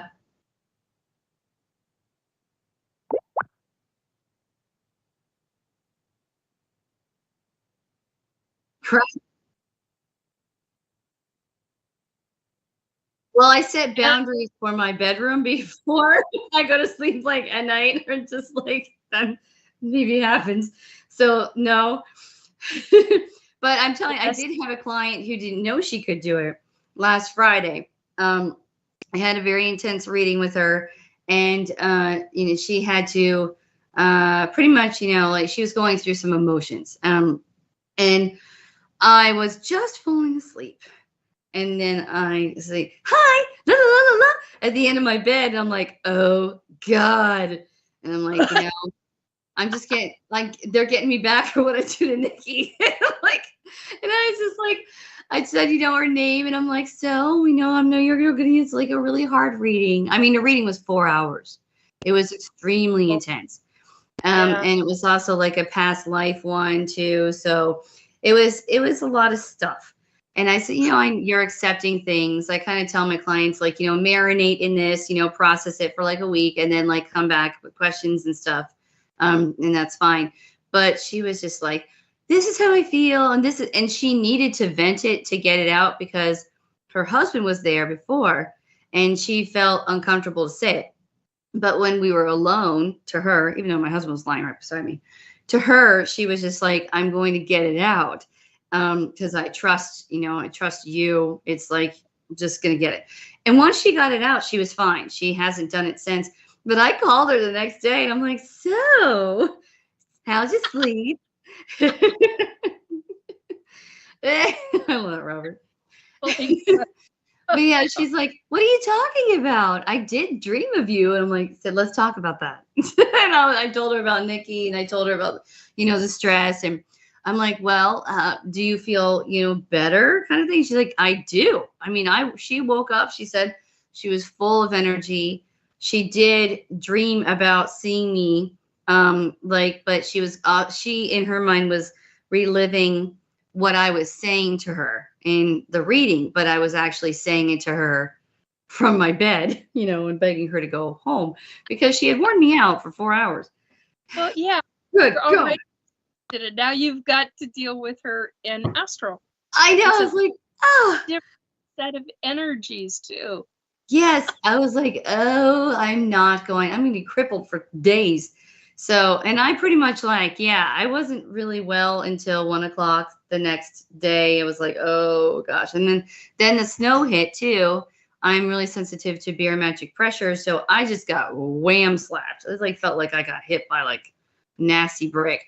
But she was like, I'm sorry. And I'm like, well, you have to learn and it's okay. And it's like a process, so the good thing is if you have a good person who tells you, like Nikki told me. Yeah. And I'm going to call her and I'm going to walk her through it. So, and I told her, okay, before you go to bed, say this, and I do it at night before I close my bedroom door. I'm like, okay, spirits, don't come. I have a boundary down. Do not come. You can come during the day. Don't let me go out of my body, to my protection, guides kind of thing. And sometimes it's an angel, sometimes it's my relatives. So the normal ones who check on me, I'm helping keep me here and keep me safe and protect me, that kind of thing. When I nap is when I go to Nikki every time, that I'm stressed. It's only when I nap, and I rarely nap. So it's the only time it happens. I know, you're usually out running, girl. So bad. I'm oh.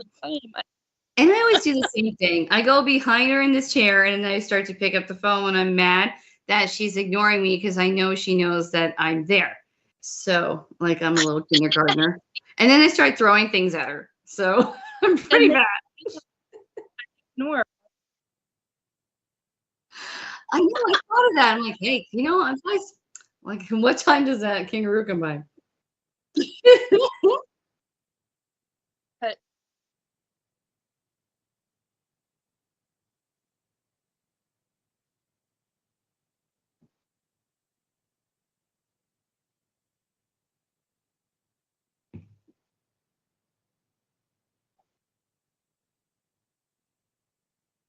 oh I mean, god. I could do it.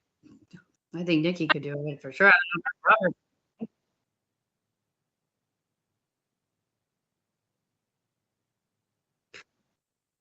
Well, Jim, No, not a good person who's genuine. I don't know if they're still doing it or not. There are people that I know that it takes a lot of trust. Okay, that's one of the things that people need to understand. If you're going to learn this from another person, it takes a lot of trust in that person, and you're going to be experiencing. So, in other words, you want somebody with no attachments. You want somebody that doesn't have significant issues Baggy. around, well, not so much around them, but attached to them. Like, I don't know how else to explain that right now, Rosella. My brain is not. But Yeah, like, you've got to be very careful, because when you're going out into astral, you can actually unexpectedly find a lot of things you're never going to be expecting, which is why when you go into astral, you want to protect your physical body, because you can have attachments to your body that will track right back to you because they follow you. You can be in one level of astral projection and you can have another being in a couple of other levels just simply watching you and watching where you're going and try to attach to your physical body. Well, the thing that tried to yank me to the ground. Yeah. Like, So you've got to, there are many levels of protection that you need to do before you go out. And it can take, okay, here's one of the things. You want to get into that? Start meditating. And I'm talking about getting into upper, how do I say this? You need to higher consciousness. Yeah, but you've got to start out as like a child version, go from child level, go up to another level, go up to another level until you're into a very deep form of meditation. Now, for me, when I was a teenager and I was doing this, I could talk to the trees. The energy of earth would talk back to me.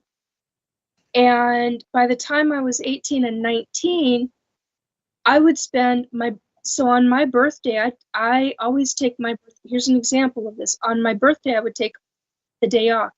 I would go outside, didn't matter if it was rain, shine, or snow. I'd be bundled up if whatever the weather was, dressed in layers. And example, 19 years old, I'm out at Green Lake, which is a pretty big lake in Seattle, Washington. And I was sitting by the lake and I connected in a way that I'd connected before, but not in this way, to where I literally had, not trees, what were they? Reeds. They were like reeds along the side of the lake, and they were bending to me, to my energy. And I went out of body because I'd been doing it for years prior to that. But the way I connected with the trees and I literally asked them, can you stop with the wind? And the trees around me literally stopped. Mm-hmm. The reeds that I was sitting on the ground, not 2-3 feet in front of me, bend to my will. Do you know how much energy, how how connected you have to be in That's order really to lots of that like kinetic. Yeah, that kinetics. very specific. So, Kinetics. and you can literally go out of body when you're in that state, but it's a release. You cannot have fear. One of the biggest things that prevents people from going out of body consciously is their fear. Fear. Let go of the fear. Release the fear, and you will have a form of freedom that you have never had. But at the same time, before you go, you need to protect. You need to ask whoever your higher power is for protection. Yeah. You need to ask them to protect your body when you go. And I feel because like if you're going to ask like a teacher, you probably really have to be very careful these days. Trusting somebody, damn hard to do. You know, very, very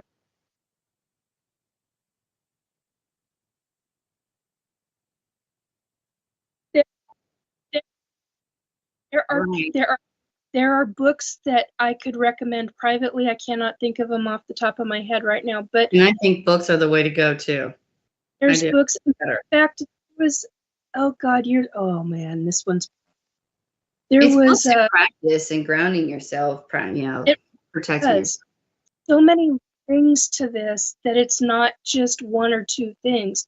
There are numerous practices that one has to get into to start going into astral. And Right. yeah. Yeah, you can't ground well.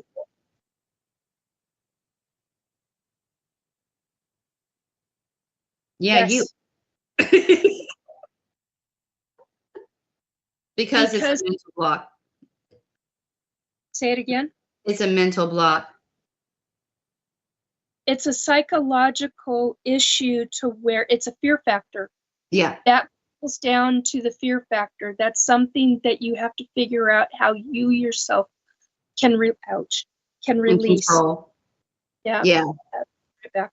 It's about fear and control. Yeah. So, but I can go into the psychological stuff, but you know, I actually am a psychiatrist as well, by the way. I'm because I do this stuff now, but I have 11 degrees in all the stuff that I do. But yeah, so like it's just that's a mind mental block kind of thing because of fear and loss of control.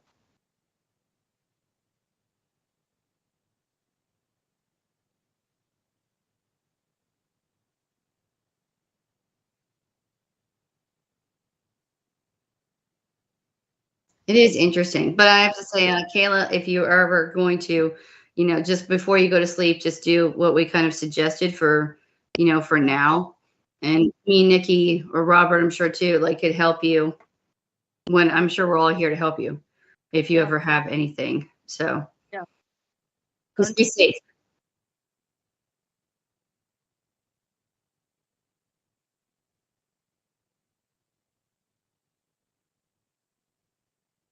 Well, see, yeah, that's also that fear and loss of control.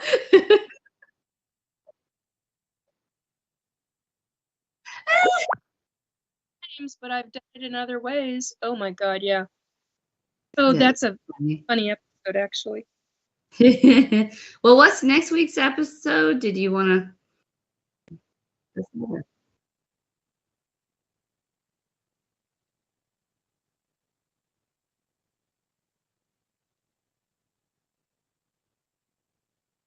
What? Oh. Oh. Oh,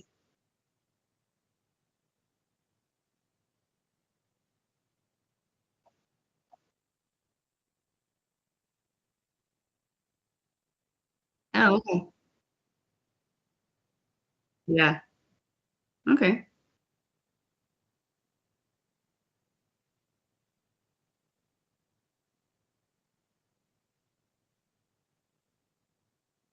Yeah. Woohoo! Mm-hmm. Oh, Get you being.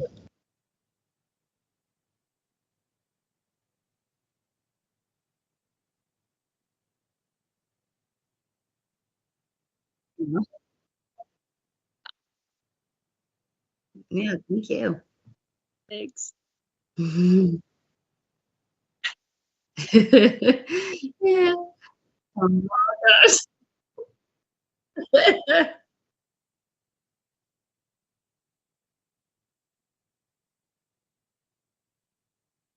Night.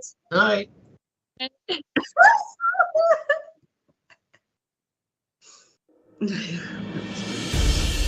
Data transfer complete. System malfunction. Please evacuate immediately. Program terminated.